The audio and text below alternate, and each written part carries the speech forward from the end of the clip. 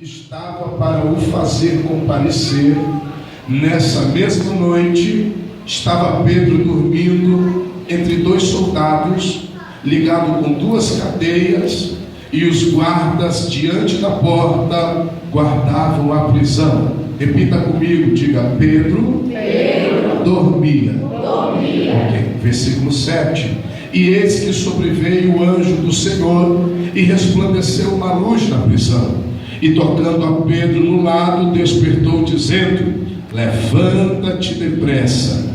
E caíram-lhe das mãos as cadeias. Posso ouvir um glória a Deus? Se quiser deixar sua Bíblia aberta, deixa para a gente acompanhar, porque esses dias o Senhor me deu uma mensagem e eu gostaria de compartilhá-la com os amados irmãos que aqui estão presentes. O tema da mensagem que Deus me deu é o seguinte: o poder de uma oração. Vamos repetir, 1, 2, 3. O poder de uma oração. Não, dá para ser melhor, né? O poder de uma oração. Quero só um pouco da sua atenção, que logo, em breve, eu tenho certeza que a sua vida, a sua oração, nunca mais será a mesma depois dessa mensagem. Eu tenho certeza absoluta. Então, te desliga da terra e agora abre os seus olhos, esteja atento para o que o Espírito diz à igreja. Amém? Amém. Basicamente, a palavra oração significa falar ou se expressar. Uma expressão pode ser ela de duas formas: facial, através de sentimentos demonstrados no rosto, ou corporal, através de gestos que fazemos. Sendo assim, podemos orar de várias maneiras. Podemos orar em pé, sentado, deitado, de joelho, com os olhos abertos ou fechados, com as mãos levantadas ou não. Podemos orar clamando, que quer dizer falar em alta voz ou gritando. Podemos orar sussurrando, ou até mesmo podemos orar de boca fechada, somente em espírito, concentrado com Deus. Existem muitos meios no qual você pode falar com Deus, e o principal deles é a oração. A oração vem de uma palavra hebraica chamada tefilá. Tefilá traduz-se também como ponte, ou seja, a oração é aquilo que nos liga de uma maneira direta a Deus. Para uma oração ser respondida, porque uma coisa é você orar, outra coisa é Deus responder sua oração. Para que uma oração seja respondida, é necessário ter nela pelo menos 3 características. Primeira característica de uma oração vitoriosa é: você precisa se humilhar, reconhecer que você não é nada, mas que o Espírito Santo intercede por nós com gemidos inexprimíveis. Primeiro ato, precisa de humilhação. Segundo, toda oração precisa ser professada ou proferida em o nome de Jesus, porque Jesus disse: tudo aquilo que pedirdes em meu nome, crendo, já recebeste. Terceiro ato, toda oração precisa de fé, precisa ter fé. A Bíblia define esta pequena palavra fé como firme fundamento daquilo que se espera e a prova daquilo que não se vê. Se você então hoje chegar na sua casa e fizer como Jesus disse, entrar no seu quarto, orar em secreto, teu Pai que está em secreto vai lhe responder, se na tua oração você colocar pelo menos essas 3 características. Pregador, oi, o que você quer dizer com tudo isso? Simples. Se você soubesse o poder que tem a sua oração, em vez de reclamar você orava, em vez de murmurar você orava, em vez de se desesperar, tacar a cabeça na parede, correr da sala para a cozinha, você orava. Mas é o seguinte, nós crescemos aprendendo a se acerca do seguinte ditado: se correr, o bicho pega, se ficar, o bicho come, mas se orar, o bicho corre, em nome de Jesus. Eu digo isso porque quando a gente lê este texto, a gente encontra um problema. Quando a gente lê esse texto, a gente encontra um problema. Só que este problema é resolvido na base da oração. Esse problema é resolvido na base da oração. Então, pega na mão do seu irmão, na direita ou na esquerda, e diga para ele: o caldo vai engrossar agora. Espera que engrossa bem, porque tá. Oração tem poder. Oração tem poder. A Penina julgava, o Eucana se achava, o Eli julgava e Ana orava. Quando eu li esse texto, pastor Marcos, para entender, a hermenêutica nos ensina a examinar o contexto, porque texto sem contexto é pretexto para a heresia, e assim vão me jogar na fogueira. Mas assim, eu quero que você acompanhe, tá bom? A Bíblia Sagrada nos diz que Herodes era um político que estava desacreditado pelo seu povo. Herodes já tinha perdido moral, havia perdido crédito e até mesmo respeito. Agora Herodes, desacreditado, vai armar uma estratégia para poder cair na graça do povo novamente. Que estratégia é essa? Herodes percebeu que a igreja, que o cristianismo, que os cristãos estavam crescendo de uma maneira grandiosa. Um número de 120 pessoas que outrora falaram em língua estranha, agora já são mais de 3.000. Isso tudo do dia para a noite. Os cultos, logo no começo da igreja cristã, nos primórdios da igreja, os cultos não eram realizados em templos luxuosos e seguros como esse, não. Os cultos eram realizados nas casas dos irmãos. Os irmãos abriam as suas casas e assim os discípulos, os novos convertidos, iam à casa, iam na casa, faziam a reunião, diziam que Jesus tinha ressuscitado, e assim o evangelho ia se propagando, começando em Jerusalém, Samaria, toda a Judéia, e hoje atinge até os confins da terra. Um culto começava com um número pequeno de pessoas, mas no final da semana eles já eram milhares. O que você quer dizer, pregador? É simples: nada pode deter o crescimento da igreja. Nada pode, não, você não entendeu, eu vou dizer: nada pode deter o crescimento do povo de Deus. O que tem de políticos arquitetando e criando leis para parar o nosso crescimento, mas eu vim como profeta de Deus lhe dizer que não existe nada que vai impedir o crescimento dessa igreja, dessa cidade. Alguém acredita nisso? Diga agora a Deus.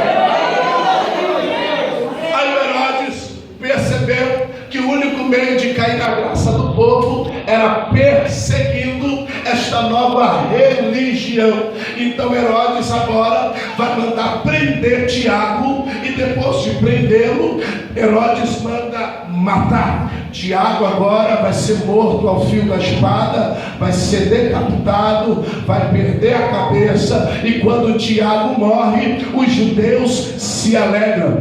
Segura na mão do seu irmão, que é forte o que eu vou lhe dizer. Você sabia que tem muita gente que quer se alegrar com o teu fracasso? Você sabia que tem muita gente que quer festejar a tua perda? Você sabia que tem muita gente que se alegra quando você vai para a lama? Não, você não sabia? Então olha para o seu irmão e diga: você vai dar muito desgosto para esse povo, porque quem te chamou foi Deus, quem garante é Deus. Se Deus está no comando, ninguém vai comemorar a tua queda.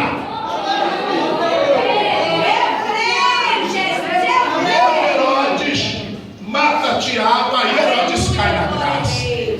Aí agora Herodes está na boca do povo. Aí Herodes agora é o bambambam, matou Tiago. Herodes agora é o cara, todo mundo fala de Herodes, Herodes para lá, Herodes para cá. E o Herodes agora se achando a última Coca-Cola do deserto. O Herodes agora se achando a última jujuba vermelha do pacote. O Herodes vai fazer uma estratégia de guerra. Herodes vai traçar e arquitetar o seguinte plano, presta atenção. Uma das estratégias de guerra é para você acabar com o inimigo, para você destruir o povo inimigo, você tem que matar a cabeça pensante, tem que derrubar o líder, porque se você matar a cabeça pensante, o povo se dispersa. Qual é a estratégia de Herodes? Herodes agora quer saber quem é o líder da igreja, quem é que está na frente da igreja. E quem é o líder da igreja? É Pedro, aquele que Jesus lhe entregou a chave do reino dos céus. Tudo que ligar na terra será ligado no céu. Oh meu Deus do céu, levanta a sua mão que é forte que eu vou lhe dizer. Você sabia que teu crescimento e teu sucesso está incomodando muita gente? Você sabia que tem muita gente de olho naquilo que Deus está fazendo na tua vida?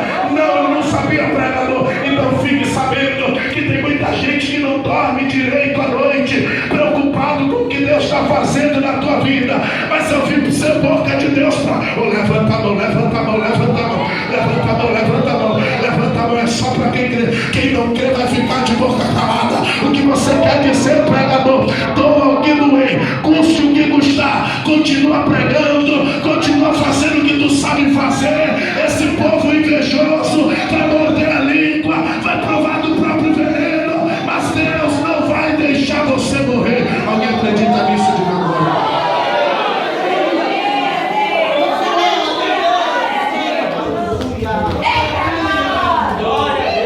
A gente mudou de cotovelo.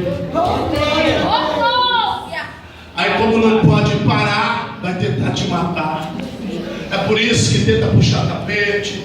É por isso que tenta te defamar, te caluniar no trabalho. É por isso que tenta ou inventa mentiras a teu respeito. Por quê? Porque tu está crescendo. Olha para o seu irmão que está entendendo o mistério. Estou te perseguindo porque tu está crescendo. Porque enquanto tu é anônimo, ninguém te vê. Mas quando o holofote do Espírito brilha sobre ti, você passa a ser conhecido, a perseguição aumenta. Ah, pastor, mas eu sou tão bom, eu só faço bem, não interessa. Existe uma certa fábula de uma víbora que perseguiu o vagalume. Ela encurralou o vagalume, e quando o vagalume estava preso, o vagalume, antes de morrer, perguntou assim: ô dona serpente, por que a senhora quer me comer? Eu vou encher a sua barriga? Por quê? Porque me diga, por que a senhora quer? A serpente disse: simples, o teu brilho me incomoda. Está entendendo? Está entendendo? Está entendendo? Está entendendo? Tem muita serpente querendo apagar teu brilho. Tem muita gente de olho naquilo e na responsabilidade que Deus te deu. Chacoalha teu irmão e diga: mas ninguém vai tirar, ninguém vai apagar. O que é teu, em nome de Jesus.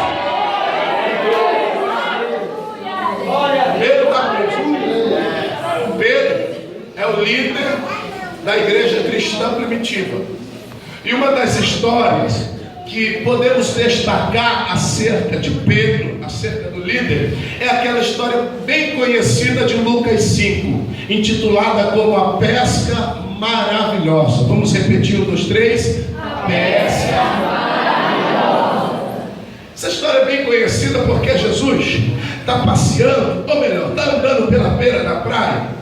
De repente a multidão vem seguindo ele, apertando ele. Ele olha e, em meio a muitos barcos, Jesus escolhe o barco de Simão Pedro para entrar e de lá ensinar a multidão. Os pescadores desse barco, Simão Pedro, juntamente com seus irmãos, estavam lavando a rede, porque a pesca da noite não fora bem sucedida. Então Jesus entra no barco de Pedro, já dando uma lição de moral. Que lição de moral é essa, pregador? Jesus já entra e diz assim: tira teu barco um pouco da praia. Outras traduções, sai um pouco da beira. Outra tradução, sai do raso. Outra tradução, te desliga da terra. Oh meu Deus do céu, hoje Deus está falando para alguém aqui. Está na hora de tirar teu barco do raso. Pregador, não estou entendendo. Está na hora de vir para o fundo. Está na hora de compromisso sério com Deus.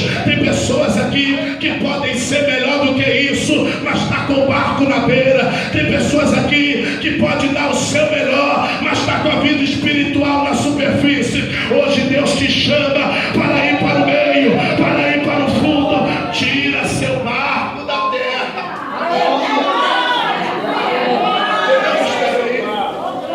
Entendeu o mistério? Pastor, eu só oro 5 minutos. Eu só leio um versículo da Bíblia quando eu tiro da caixinha de promessas. Pastor, eu só jejuo 2, 3 horas porque eu não aguento sentir o cheiro da comida, porque está com o barco na beira. É verdade. Hoje Jesus está dizendo para alguém, não sei quem é, tira teu barco da beira, Pedro, porque na beira tu não pega nada. Bora pro fundo. Levanta a mão e diga glória a Deus. Eu creio, Deus. Aleluia, glória a Essa história é linda. Outra história de pregador. Hoje só quer chegar, calma, comigo é no passo da jumenta. A gente vai devagarzinho, depois que pede bala, a gente vai embora. Diga glória a Deus. Eu quero ser curto e objetivo com você. Uma das outras histórias que eu amo, que a gente pode destacar acerca de Pedro, é aquela quando Jesus está lá no Getsemane na noite que ele foi preso. Jesus está orando e os discípulos dormindo. Porque pense num povo que gosta de dormir, é crente. Pense num povo crente, não. Ah, pastor, eu não, tu não, mas o irmão do lado chega ronca. Crente gosta de fazer 3 coisas: dormir muito, falar muito e comer muito. É coisa de crente. Diga para o seu irmão, glória a Deus que eu duvido. Glória a Deus. Jesus está orando e os discípulos, de repente chega Judas com uma comitiva de soldado. Os discípulos acordam. Judas vai prender Jesus, ou melhor, os soldados prendem Jesus, e Pedro saca da sua cintura, da bainha, uma espada ou uma faca. E agora ele vai para matar Malco, vai para acertar a testa, erra e acerta a orelha, decepa a orelha de Malco.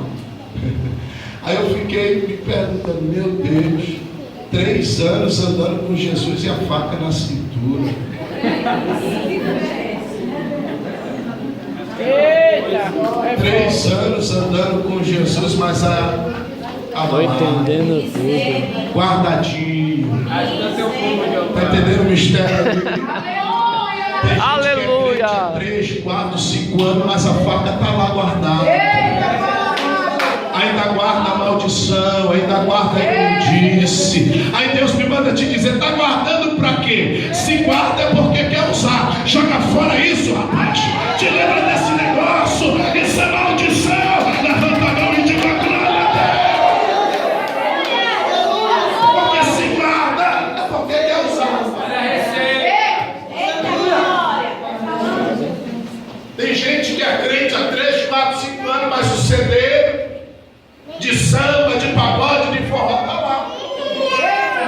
Não, pastor, não faz mal nenhum, não. Mas vai ter um dia que tu vai querer usar. Então, irmão, te desapega do passado. Na internet se pega. É casado, mas a faca está aqui. Qual é a faca? É o número da ex que ainda está no celular. Está guardando para quê, hein? Está guardando para quê? Do ex ou da ex? Está guardando para quê? Joga fora, rapaz. Te desliga. É vida nova. Quem está em Cristo é nova criatura. As coisas velhas se passaram e tudo se fez novo. Dedinho de profeta, aquele sorriso, diga para o seu irmão: joga fora essa faca. Joga fora essa faca.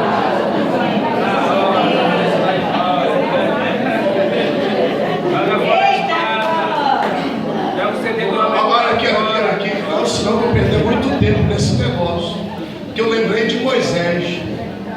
Obrigado, pastor. Glória a Deus. Ao Moisés. Quem me ouve, diga amém. Amém. Moisés saiu do Egito com 40 anos. Saiu com o rabinho entre as pernas. 40 anos vai passar também no deserto. Já dá 80. Só que com 80 anos, Moisés sobe lá no Monte Horebe. Vê a sarça ardendo. E do meio da sarça saiu uma voz que dizia: Moisés, tira a sandália dos pés. Existem várias correntes ou várias raízes para interpretarmos acerca da sandália. E uma delas é o seguinte: Moisés, como era príncipe do Egito, Moisés, como cresceu nas escolas do Egito, aprendeu de tudo. Antes de fugir, Moisés tinha ganhado uma sandália que dava acesso, ou que